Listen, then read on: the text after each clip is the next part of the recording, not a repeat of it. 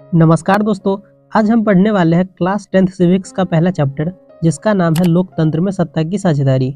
इस चैप्टर में हम पढ़ेंगे कि लोकतंत्र क्या होता है और लोकतंत्र में सत्ता की साझेदारी क्यों जरूरी है, और अगर लोकतंत्र में सत्ता की साझेदारी नहीं हुई तो क्या होगा। तो सबसे पहले हम समझते हैं कि लोकतंत्र क्या होता है। तो लोकतंत्र ऐसी शासन व्यवस्था है जिसमें लोगों के लिए एवं लोगों के द्वारा ही शासन चलाया जाता है। लेकिन देखो यार, लोकतंत्र का सबसे अच्छा परिभाषा अब्राहम लिंकन ने दिया है। अब्राहम लिंकन के अनुसार लोकतंत्र का जो परिभाषा है वो है जनता के लिए, जनता के द्वारा चुने गए शासन को ही लोकतंत्र कहते हैं। तो अब हम समझते हैं सत्ता की साझेदारी को। तो किसी देश की शासन व्यवस्था में अधिक से अधिक लोगों को शामिल करना ही सत्ता की साझेदारी कहलाता है। और जिस देश में लोगों को सत्ता में साझेदारी दी जाती है वहाँ लोकतंत्र सफल रहता है। लेकिन जिस देश में लोगों को सत्ता में साझेदारी नहीं दी जाती है वहाँ लोकतंत्र असफल रहता है। और इसको अच्छे से समझने के लिए हमें दो देशों की कहानियों को पढ़ना पड़ेगा, बेल्जियम और श्रीलंका। तो सबसे पहले हम समझते हैं बेल्जियम की कहानी को। तो ये है बेल्जियम। बेल्जियम एक यूरोप का छोटा सा देश है और इसके जो बॉर्डर है वो फ्रांस, नीदरलैंड, जर्मनी और लग्जमबर्ग से जुड़ा हुआ है। अगर हम बात करें बेल्जियम के क्षेत्रफल की तो ये उतना ही छोटा है जितना कि इंडिया का हरियाणा राज्य है। और अगर हम जनसंख्या की बात करें तो बेल्जियम में लगभग 1 करोड़ लोग रहते हैं, यानी कि हरियाणा की जनसंख्या से लगभग आधा। अब आप इस मैप को देखो, ये जो ऊपर का हिस्सा है वो है फ्लेमिश इलाका। इसमें 59% लोग रहते हैं जो कि डच भाषा बोलते थे। और ये जो नीचे का हिस्सा है वो है बेलोनिया इलाका, जिसमें 40% लोग रहते हैं जो कि फ्रेंच भाषा बोलते थे। और जो बचे हुए 1% लोग थे वो जर्मन भाषा बोलते थे। अब आप ये जो छोटा सा एरिया देख रहे हो ये है ब्रुसेल्स, जो कि बेल्जियम की राजधानी है। यहाँ की स्थिति अलग थी। इसमें जो 80% लोग थे वो फ्रेंच भाषा बोलते थे और जो 20% लोग थे वो डच भाषा बोलते थे। तो यहाँ से हमें ये बात पता चलती है कि बेल्जियम में डच भाषी लोग ज़्यादा थे, लेकिन ब्रुसेल्स में फ्रेंच भाषी लोग ज़्यादा थे, मतलब कि उल्टा था। अब हुआ ये कि दोनों समुदाय के बीच में द्वंद्ववाद यानी कि टकराव होने लगा। अब टकराव क्यों बढ़ने लगा, इसके पीछे 2 कारण थे। पहला कि जो फ्रेंच भाषी लोग थे वो ज़्यादा अमीर और पावरफुल थे डच भाषी लोग से, जिस वजह से फ्रेंच भाषी लोग डच भाषी लोगों पर दबाव बना रही थी।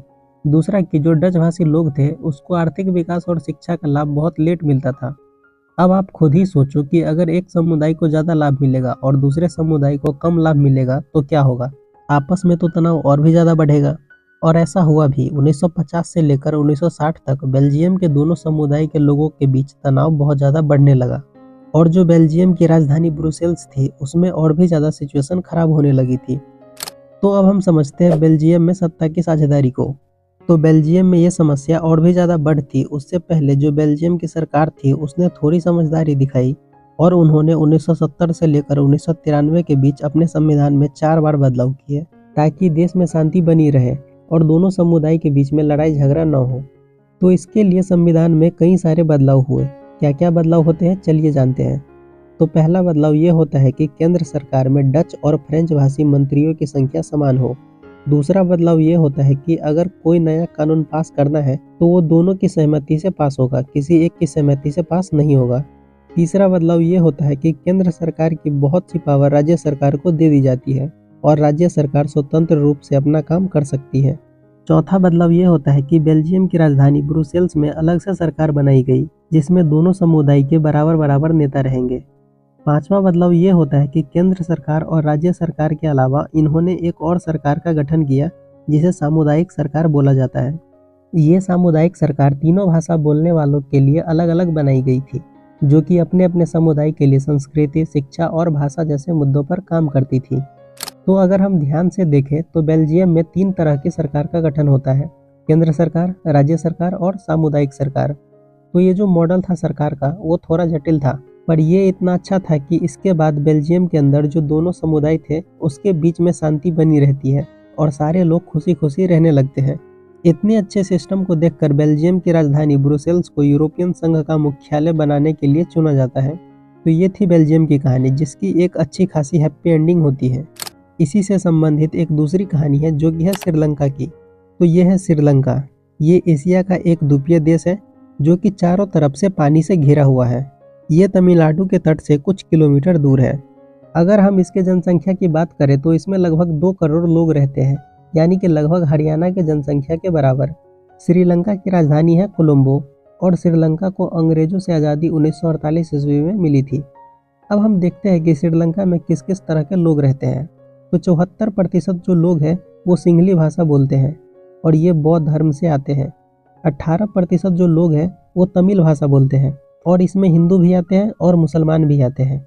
तमिल भाषी लोग भी दो तरह के हैं, श्रीलंकाई तमिल मतलब कि वो तमिल जो पहले से ही श्रीलंका के निवासी है और ये 13% लोग हैं। दूसरा भारतीय तमिल मतलब कि वो तमिल जो भारत के निवासी थे लेकिन वो बंधुआ मजदूर बनकर श्रीलंका आ गए थे और वो श्रीलंका में ही रहने लगे और ये 5% लोग हैं। और 7% जो लोग हैं वो ईसाई धर्म के हैं जो कि सिंहली और तमिल दोनों भाषाएं बोलते हैं। तो अब हम समझते हैं श्रीलंका में बहुसंख्यकवाद को। अब देखो श्रीलंका में हुआ ये कि जो सरकार थी वो बहुमत को यानी कि सिंहलियों को सपोर्ट करने लगी, उनके हिसाब से नियम बनाने लगी, जिससे श्रीलंका में सिंहलियों का दबदबा बढ़ने लगा। सिंहलियों के लिए क्या क्या सरकार ने, तो देखो पहला 1956 ईस्वी में सिंहली भाषा को राष्ट्रभाषा घोषित कर दिया। दूसरा सिंहलियों को सरकारी नौकरी में प्राथमिकता देने लगी, मतलब कि अगर दो लोगों ने सरकारी नौकरी के लिए अप्लाई किया है तो उसमें से जो सिंहली होगा उसको वो नौकरी मिल जाएगी, तमिल वाले को नौकरी नहीं मिलेगी। तीसरा सरकारी स्कूल और कॉलेजों में सिंहलियों को एडमिशन में छूट देने लगी। चौथा जो श्रीलंका की सरकार थी वो धर्म के आधार पर भी भेदभाव करने लगी थी। श्रीलंका के सरकार ने ऐसे कई सारे नियम बना दिए थे जो बौद्ध धर्म को सपोर्ट करते थे और बौद्ध धर्म को बढ़ावा देते थे, बाकी धर्म को इग्नोर किया जा रहा था। तो देख रहे हो भेदभाव होने लगा था। तो इन सब पॉइंट्स को देखने के बाद ये तो पता चल गया कि श्रीलंका में सरकार सिंहलियों को सपोर्ट कर रही थी, उनकी भाषा, संस्कृति, धर्म सबको बढ़ावा दिया जा रहा था। वहीं दूसरी ओर तमिल के साथ भेदभाव हो रहा था, उन्हें इग्नोर किया जा रहा था। तमिल को लगने लगा था कि जो सरकार है और राजनीतिक पार्टियां हैं वो उनकी भाषा, संस्कृति और धर्म की बिल्कुल भी परवाह नहीं कर रही है और उन्हें बराबरी का अधिकार नहीं दे रही है, जिसके वजह से तमिल जनता सरकार से नाराज हो जाती है और ये लोग सरकार और राजनीतिक पार्टियों को अपना दुश्मन मान लेती है और तमिल जनता खुद से ही अपना फैसला लेने लगती है। तमिल जनता ने क्या किया कि उन्होंने अपनी राजनीतिक पार्टी बनाई और मांग करना शुरू कर दिया। उनकी पहली मांग थी कि तमिल भाषा को भी राष्ट्रभाषा घोषित कर दिया जाए। दूसरी मांग थी कि उनके समुदाय के लिए अलग सरकार बनाया जाए। तीसरी मांग थी कि तमिल लोगों को भी सिंहलियों की तरह अवसर मिलना चाहिए। लेकिन जो श्रीलंका की सरकार थी वो तमिल लोगों के मांग को नहीं मानकर उन्हें इग्नोर कर दिया। तो तमिल लोगों ने कहा कि आप हमारी मांग पूरी नहीं कर रहे हो तो कम से कम हमारे लिए एक अलग देश ही बना दो जिससे हम वहाँ खुशी खुशी रह सकें। लेकिन श्रीलंका की सरकार ने इसके लिए भी मना कर दिया। इस बात से जो तमिल जनता थी उसको बहुत ज़्यादा गुस्सा आ गया, जिस वजह से ये दोनों समुदाय आपस में लड़ने लगती है और श्रीलंका में शुरू हो जाता है गृह युद्ध, जिस वजह से कई हजार लोग मर जाते हैं और कई सारे लोगों को देश छोड़कर जाना पड़ता है। इस गृह युद्ध की वजह से श्रीलंका में काफ़ी ज़्यादा सामाजिक, सांस्कृतिक और आर्थिक नुकसान होता है। तो ये थी श्रीलंका की कहानी जिसकी बहुत ही बेकार एंडिंग होती है। तो देखो यार, अभी तक हमने दो कहानी सुनी, एक थी बेल्जियम की कहानी और दूसरी थी श्रीलंका की कहानी। दोनों ही देशों की कहानी लगभग बराबर थी, लेकिन ऐसा क्या हुआ कि एक देश खुशी खुशी रहने लगा, वहीं दूसरे देश में गृह युद्ध हो गया। तो इसका एक ही जवाब है, सत्ता में साझेदारी। बेल्जियम में वहाँ पर दोनों समुदाय के बीच सत्ता की साझेदारी हुई, जिस वजह से वहाँ पर कोई भी लड़ाई देखने को नहीं मिली। वहीं दूसरी ओर श्रीलंका में सत्ता की साझेदारी नहीं होती है, जिस वजह से वहाँ पर गृह युद्ध देखने को मिलता है। तो यहाँ से हमें ये बात पता चलती है कि सत्ता में साझेदारी करना अच्छा है। तो अब यहाँ पर एक क्वेश्चन आता है कि सत्ता में साझेदारी करना क्यों अच्छा है और सत्ता की साझेदारी क्यों जरूरी है। तो इसके दो कारण हैं। पहला, सत्ता की साझेदारी करना अच्छा है क्योंकि इससे विभिन्न सामाजिक समूहों के बीच लड़ाई या टकराव का खतरा टल जाता है, जिससे समाज में स्थिरता बनी रहती है, जैसा कि आपको इन दोनों देशों की कहानी से पता चल ही गया होगा। दूसरा, सत्ता की साझेदारी इसलिए अच्छा है क्योंकि सत्ता की साझेदारी को लोकतंत्र की आत्मा भी कहा जाता है और सत्ता की साझेदारी जितनी ज़्यादा होगी सरकार उतने ही अच्छे से काम करेगी। तो अब हम समझते हैं भारत में सत्ता की साझेदारी को। तो हमारे देश भारत के अंदर सत्ता की साझेदारी देखने को मिलती है क्योंकि भारत में सभी धर्मों के लोग रहते हैं, चाहे वह हिंदू हो, मुसलमान हो, सिख हो, ईसाई हो, बौद्ध हो या जैन हो। लोकतंत्र में सभी प्रकार के राजनीतिक शक्ति का स्रोत जनता होती है और भारत में भी राजनीतिक शक्ति का स्रोत जनता ही है। भारत में सभी धर्मों के लोगों को, सभी जाति को, सभी भाषा को और सभी संस्कृति को समान अधिकार दिया गया है। अब हम समझते हैं सत्ता में साझेदारी का रूप को, मतलब कि किस किस तरह से सत्ता में साझेदारी होती है। तो पहला है छत्तीस बंटवारा। इसमें होता यह है कि जो सरकार की पावर होती है उसे एक ही स्तर पर बांटा जाता है सरकार के अलग अलग अंगों में, जैसे कि विधायिका, कार्यपालिका और न्यायपालिका। इन तीनों अंगों में कोई छोटा बड़ा नहीं होता है, इनके पास पावर बराबर रहती है, लेकिन इनके काम अलग अलग होते हैं। ये तीनों अंग आपस में एक दूसरे पर नजर रखते हैं और चेक करते रहते हैं हर एक अंग को, ताकि कोई भी एक अंग पावर का अनलिमिटेड इस्तेमाल नहीं कर पाए। दूसरा है स्तरीय बंटवारा या ऊर्ध्वाधर बंटवारा। इसमें होता यह है कि जो पावर होती है वो सरकार के अलग अलग स्तर पर बंटवारा होती है। जैसे कि सबसे ऊपर होती है केंद्र सरकार, जो पूरे देश की सरकार होती है। फिर उसके नीचे होती है राज्य सरकार, जो किसी एक राज्य की सरकार होती है। फिर होती है स्थानीय सरकार, जो कि लोकल स्तर पर काम करती है, और इसमें ग्राम पंचायत, ब्लॉक समिति, जिला परिषद ये सब आते हैं। इसमें होता क्या है, जो केंद्र की सरकार होती है वो अपनी पावर राज्य सरकार के साथ शेयर करती है, और जो राज्य की सरकार होती है वो अपनी पावर स्थानीय सरकार के साथ शेयर करती है। मतलब अलग अलग लेवल पर सत्ता की साझेदारी होती है। तीसरा है विभिन्न सामाजिक समूहों के बीच सत्ता का बंटवारा। जैसे कि आपने बेल्जियम की कहानी में देखा था कि वहाँ पर सामुदायिक सरकार का गठन हुआ था। इसी तरह इंडिया में भी आरक्षण का सिस्टम चलता है, ये भी इसी का उदाहरण है। इसमें होता यह है कि जो अनुसूचित जनजाति है, जैसे कि SC, ST, OBC, इन सबको आरक्षण मिलता है संविधान के तहत। चौथा है विभिन्न राजनीतिक दलों और दबाव समूहों के बीच सत्ता का बंटवारा। इसमें होता यह है कि जो पावर होती है उसे अलग अलग राजनीतिक दलों और अलग अलग दबाव समूहों में शेयर किया जाता है। ये क्या करते हैं, तो ये सरकार के ऊपर दबाव बनाते हैं ताकि अपनी मांग पूरी कर सके। और इंडिया में आपको ऐसे कई सारे ग्रुप्स देखने को मिल जाएंगे, जैसे कि व्यापार संघ, छात्र संघ, मजदूर संघ इत्यादि। तो अब हम समझते हैं लोकतंत्र में सामाजिक विभाजन के स्वरूप को। तो देखो, जन्म, जाति, भाषा, धर्म, रंग, क्षेत्र, समुदाय, रीति रिवाज, इन सब के आधार पर भेदभाव होने की वजह से सामाजिक विभाजन होता है। जैसे कि पहला, नस्ल या रंग के आधार पर भेदभाव।